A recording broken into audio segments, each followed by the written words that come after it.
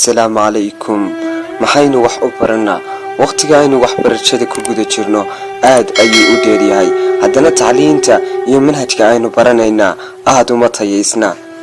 kaasi waa gogoldhiga kor ku xusan iyo mawduucan aynu isla eegi doono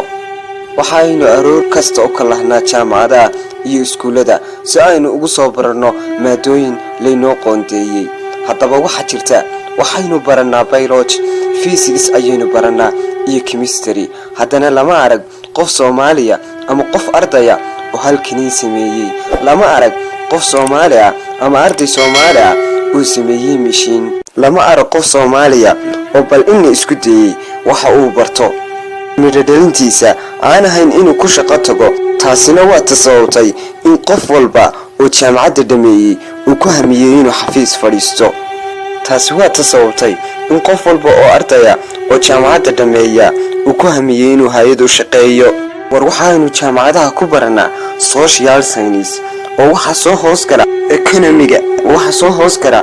lawga oo waxa soo hoos gala developmentiga oo waxa soo hoos gala politicalka